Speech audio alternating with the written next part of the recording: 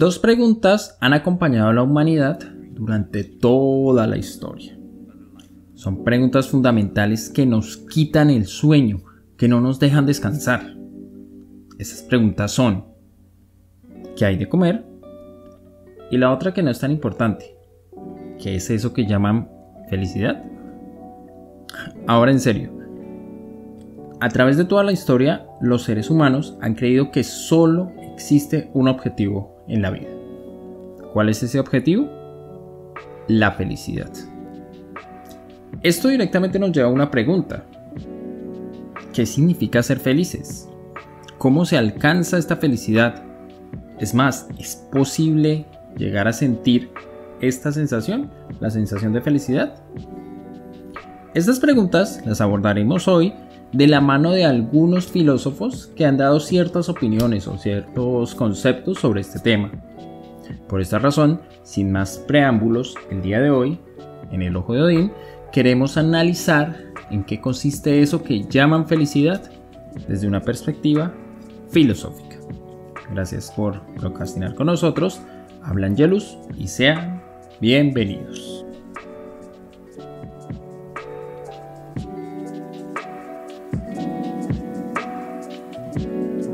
El primer filósofo sobre el cual vamos a hablar es nuestro amigo Aristóteles.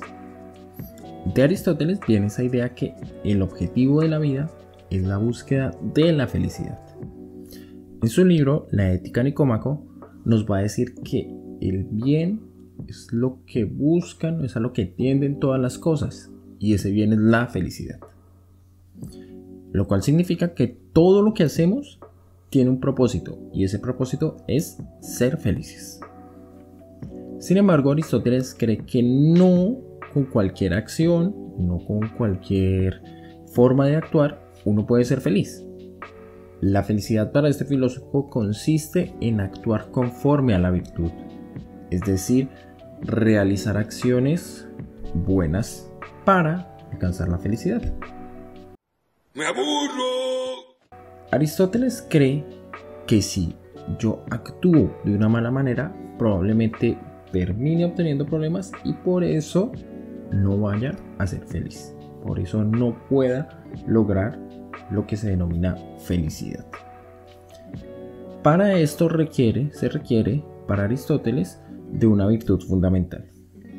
Yo solo puedo ser feliz cuando soy prudente en la forma de actuar. Yo solo soy feliz si pienso mis acciones, si actúo conforme a la prudencia para poder ser feliz. Básicamente, esto nos va a llevar a que Aristóteles considere que existe un error al volver o al equiparar felicidad y placer. Evidentemente, en ocasiones se relacionan, pero para Aristóteles, si la búsqueda es por el placer, no deja de ser más que una aspiración muy animal. Esto nos lleva a pensar que el filósofo de esta girita considera que la felicidad solo es posible por medio del uso de la razón, es decir, por medio del uso de la prudencia. Lo cual, si lo vemos bien, significa que la felicidad es un trabajo personal. Ser feliz depende en el fondo de lo que nosotros hagamos por nosotros mismos. Esta búsqueda Aristóteles la va a llamar o la va a denominar la búsqueda del justo medio, es decir, actuar sin excesos. Si nosotros cometemos un error constantemente en la vida, es que nosotros generalmente terminamos actuando o nos excedemos porque hacemos de más, o nos excedemos porque hacemos menos de lo que nos corresponde. En este caso, excederse para Aristóteles va a implicar los dos términos. O se actúa, se hace mucho, o se hace poco. Lo ideal entonces, ¿qué sería? La prudencia nos indicaría que lo importante es actuar conforme a no excederse en ambos puntos. Esto es más fácil con un ejemplo. Pensemos en esa ex que te hizo sufrir tanto. ¿Por qué finalizaron las cosas? Aristóteles diría que o actuaste con exceso de atención o actuaste con total desprendimiento? Yo creo que la explicación sería más simple o más común, es que simplemente él o ella se cansaron. Vaya, no encuentro fallas en su lógica. Historia real. Bueno, no vinimos a llorar, vinimos a hablar sobre ser felices. Entonces vamos a finalizar con una cita de nuestro amigo Aristóteles.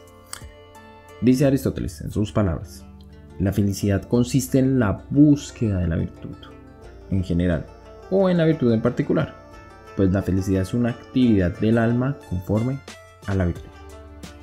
Lo que significa que la felicidad implica que nosotros realicemos un ejercicio para ver lo que es mejor en la vida, lo que es mejor para nosotros y para los que queremos en la vida.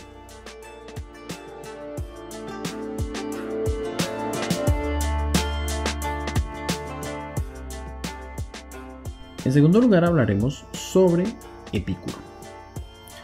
Epicuro es uno de los filósofos más interesantes. Lástima que no se conserve la mayoría de sus obras, realmente se conservan algunas pocas, y una obra muy recomendada de este filósofo y bastante corta es La Carta a Meneceo. Nuestro amigo es seguidor de la corriente hedonista. ¿Qué es lo que dice la corriente hedonista? Pues que la búsqueda o el objetivo principal de la vida es el placer. Esto lo reafirma en sus palabras. Dice Epicuro lo siguiente: el placer es el bien supremo, es el comienzo de toda preferencia y de toda aversión. Es ausencia de dolor en el cuerpo y ausencia de la inquietud en el alma. Este filósofo es contrario a lo que considera Aristóteles, quien no consideraba que la felicidad y el placer estuvieran relacionados. Básicamente, el Epicuro considera que todas las acciones que realizamos las hacemos para buscar el placer o para evitar el dolor. Sin embargo, Epicuro cree que el objetivo no es la búsqueda del placer desenfrenado. Oh, la decepción, la traición, amigo. Sí, ya sé, suena aburrido si uno lo dice así.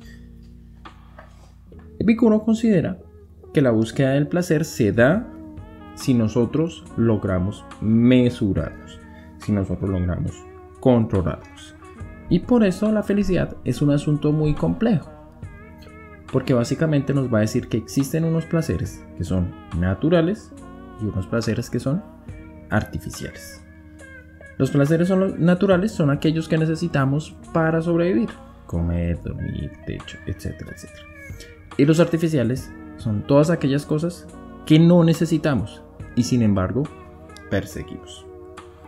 De ahí que la fórmula de Epicuro sea modesta, más modesta incluso que la aristotélica, porque la felicidad no consiste en estar calculando en todo momento ese justo medio, ese ser prudentes a mesura.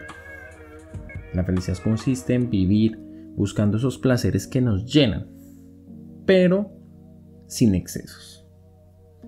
Básicamente estos placeres van a ser importantes en la vida porque nos llenan, porque nos ayudan, porque nos benefician. ¿Y cuáles son esos placeres? Pues la búsqueda de amigos, la familia, comer bien, vestirse bien, tener tranquilidad. Muchos dirán, ¿y eso es todo? No es una gran fórmula realmente. Y efectivamente no es una gran fórmula, porque con Epicuro se va a presentar algo que es muy interesante. A veces olvidamos cuáles son las cosas importantes de la vida. Y Epicuro nos diría, pues no se complique la vida, no se complique la existencia. Pues evitemos el dolor, que es una tarea bastante difícil, y busquemos esos placeres sencillos que nos hacen la vida mucho más amena. Sin embargo, Epicuro sabía que no es tan simple como saber qué placeres debo escoger y qué acciones debo evitar. A veces la vida es mucho más compleja que eso, y por eso nos va a decir una frase que es bastante relevante dentro de toda su forma de pensamiento. En ocasiones es necesario escoger esos dolores que van a brindarnos un placer a futuro, y en otras es importante evitar esos placeres que terminarán por convertirse en grandes dolores.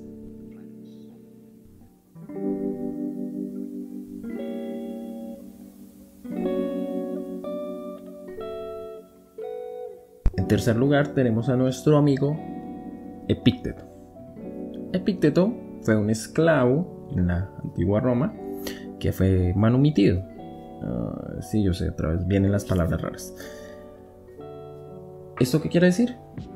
Epicteto fue un esclavo que fue liberado, un esclavo liberto. Y era un esclavo muy culto, pues en la antigua Roma estaba de moda tener esclavos que supieran de bastantes cosas. Básicamente, nuestro amigo sigue las enseñanzas del estoicismo. Y todas sus enseñanzas se concentran en un libro que se conoce como el Enquiridión, que se traduce como el manual de Epicteto. Lo importante de las enseñanzas estoicas es que consideran que la búsqueda del placer es imposible. Lo que debemos hacer en la vida es tratar de encontrar eso que se denomina ataraxia, o en otras palabras podemos decir tranquilidad del alma. ¿Por qué? Porque no podemos saber qué nos hace felices, pero podemos evitar todas aquellas cosas que nos hacen sufrir. Esto dirían los estoicos. Epicteto en su obra trata de responder dos preguntas que son importantes. La primera, ¿cómo puedo ser una buena persona? Y la segunda, ¿cómo puedo ser feliz? Para la primera nos va a decir que básicamente hay que dominar el deseo. Esto es algo básico en todos los estoicos. Cumplir con los deberes. Y, importante, pensar claramente sobre lo que uno quiere y sobre sus relaciones con los otros. En el caso de la felicidad, nos va a decir que es importante aceptar lo que pasa en la naturaleza. Aceptar que el mundo tiene sus propias dinámicas. No somos felices, diría Epicteto, porque le pedimos a la realidad mucho más de lo que puede dar.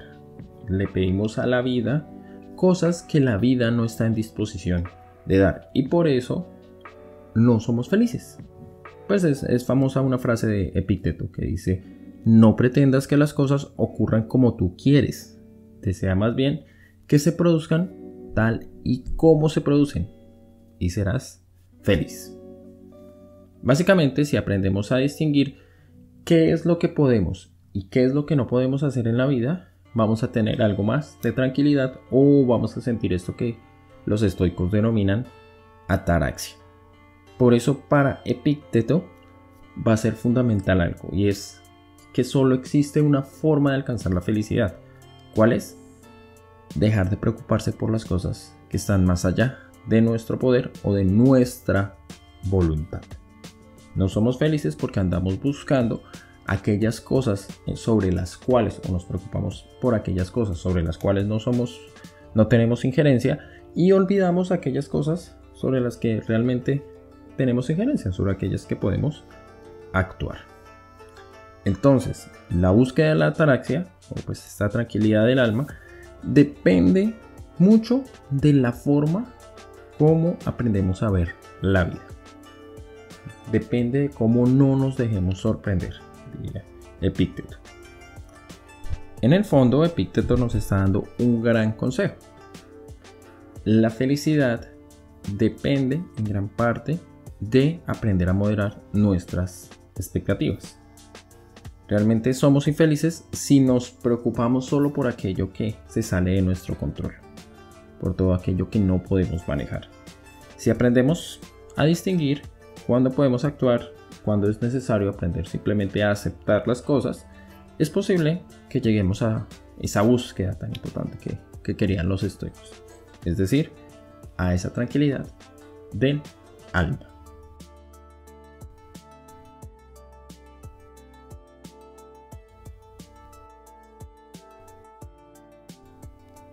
En nuestro siguiente lugar tenemos a uno de los pesos pesados de la filosofía, nuestro amigo Friedrich Nietzsche.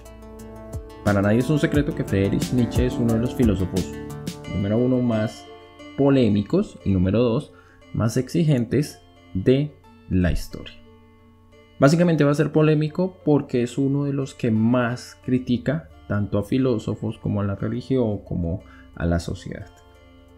y pues exigentes, porque su postura ante todo es una postura muy vitalista. ¿Eso qué quiere decir? Es una postura que exige que el ser humano actúe, que se supere a sí mismo. Y una de sus críticas principales es la crítica hacia la felicidad. Él nos va a decir que de la felicidad es bueno sospechar. De cómo la gente habla sobre la felicidad es bueno sospechar. Porque para Nietzsche la felicidad está relacionada con ese sentimiento de los últimos hombres. Pues es famoso su pasaje que nos dice, cito textual: contemplad a esos hombres, sus ojos lo dicen, no conocen nada mejor en la tierra que yacer con una mujer. Fango hay en el fondo de su alma. En esta frase básicamente vemos una crítica directa a lo que la mayoría considera ser feliz, ese desenfreno, esa búsqueda sexual, pues a la que invita constantemente la sociedad y hoy en día pues que se explota bastante para vender cualquier producto. Nietzsche es demasiado crítico o hace demasiado énfasis en este aspecto. La felicidad es una idea que depende del esfuerzo personal.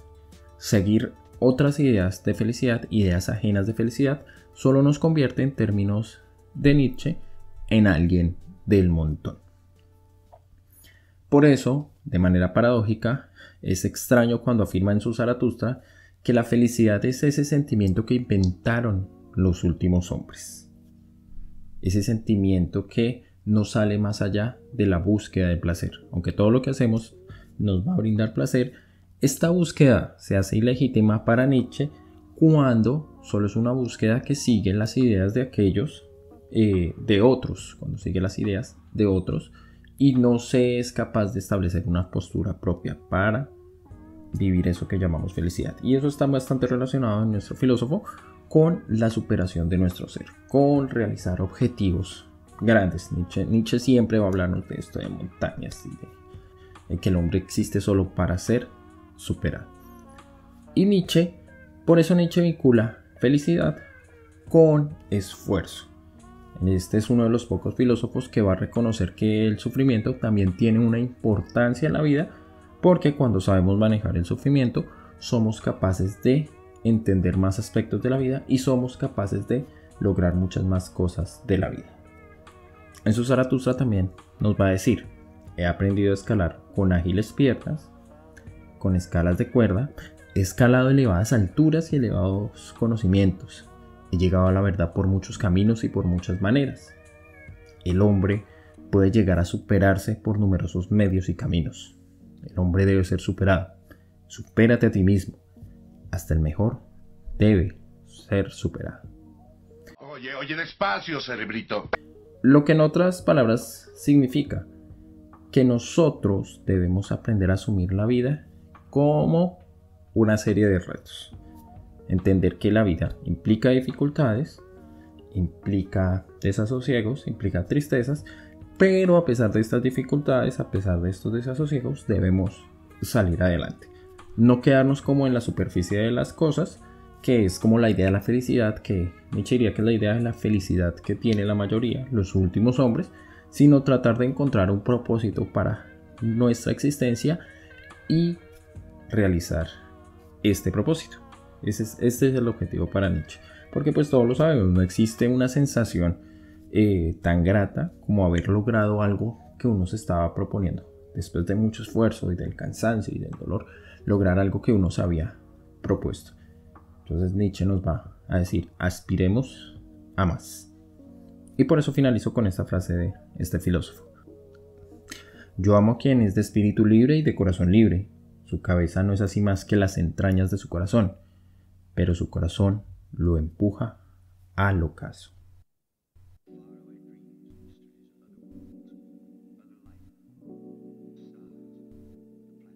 En último lugar, vamos a hablar no de un filósofo, sino de un psicólogo, nuestro amigo Abraham Maslow, que es un psicólogo bastante importante del siglo XX y que en su libro, Una teoría sobre la motivación humana, nos va a hablar sobre su idea de lo que es feliz, bajo un concepto que se conoce como la pirámide de Maslow.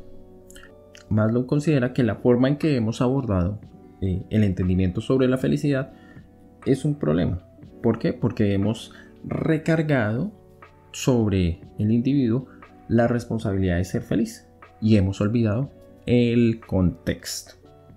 Básicamente, creemos que toda la responsabilidad de la felicidad está sobre el sujeto y olvidamos que este sujeto pertenece a una sociedad y por ende lo que pasa en esta sociedad va a afectar directamente al sujeto. En realidad está haciendo una crítica a lo que a futuro va a denominarse esto de superación personal, que es una de las cosas más perversas, una de las industrias más perversas que ha surgido a través del tiempo, porque olvida que parte de la felicidad depende de la administración de lo social, es decir, depende de los gobiernos, de los administradores, de los alcaldes, de las políticas públicas.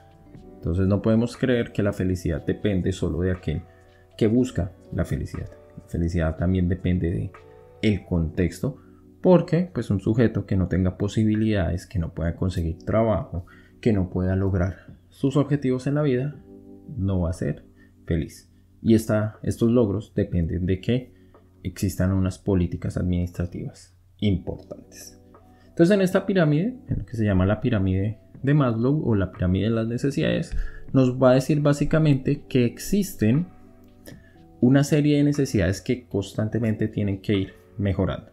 Es decir, yo no puedo ser feliz si no atiendo mis necesidades fisiológicas como respiración, alimentación, descanso, en fin. Evidentemente no puedo ser feliz sin estas necesidades básicas o fisiológicas, pero necesitamos mucho más que estas necesidades fisiológicas. Necesitamos cubrir nuestras necesidades de seguridad, de afiliación, es decir, de tener amigos, un contexto, compañera o compañeros, intimidad, etcétera, etcétera. Pero en este tercer nivel aún no hemos alcanzado la felicidad, porque también tenemos necesidades de reconocimiento, es decir, respetarnos a nosotros mismos, tener presente que nosotros somos valiosos, y también tenemos necesidades de autorrealización, es decir, darle un objetivo a la vida. Estos 5 niveles, fisiología, seguridad, afiliación, reconocimiento, autorrealización, son complementarios. Entonces Maslow nos va a decir que básicamente es muy infantil creer que la felicidad depende, ser feliz depende solo de lo que haga el individuo. Un individuo con hambre, en un contexto que no le permita tener un trabajo, no va a ser feliz. Y esto se sale más allá de sus manos. Si no consigue un trabajo y unas posibilidades de vida digna, de estudio, unas posibilidades que le permitan darle un objetivo a su vida, no va a ser feliz. Eso es claro. La felicidad es un ejercicio que exige una relación entre el individuo y el contexto al que pertenece. Por eso él sospecha de todas aquellas posiciones que afirman que el individuo no es feliz porque no se esfuerza lo suficiente, porque el pobre es pobre porque quiere, etcétera, etcétera. Va a decir, no, esto es imposible porque siempre existen unos márgenes de desempleo, unos márgenes de mala salud, de mala administración, y si este tipo de cosas no se arreglan, pues siempre va a existir un remanente de personas que no alcancen un objetivo para su vida. Lo importante acá sería lograr como un engranaje entre lo social y el individuo para que nosotros, para que los individuos seamos capaces de proyectarnos ante la vida, de darle un propósito a nuestra vida. Pero esto es imposible realmente si no existe un contexto que apoye esta forma de ver el mundo y esta forma de trabajar sobre el mundo. Básicamente, ser felices implica tratar de crear condiciones mejores para vivir, y esta es una idea muy valiosa que tiene nuestro amigo Abraham Maslow. En conclusión, lo interesante es analizar este concepto de la felicidad porque nos va a presentar diversas perspectivas, diversos enfoques, y nos va a mostrar ante todo que la felicidad no tiene solo una cara, no tiene una forma de ser interpretada. Eso lo hemos venido, o esto es muy claro con el recorrido que hemos estado haciendo sobre, pues, qué significa ser felices para algunos filósofos. Evidentemente el orden de esta lista no fue histórico, solo cogimos unos filósofos al azar y miramos qué fue lo que dijeron, que es lo que dijeron sobre eso que llamaban felicidad. Y lo interesante acá, o lo valioso acá, es que justamente la vida no solo se agota en una sola posición. O lo que es lo mismo decir, la vida siempre está abierta a nuevas posibilidades y a nuevas experiencias. Esto lo viene a decir Porfirio Barba Jacob en su célebre poema con este verso: la vida es clara, undívaga y abierta como un mar.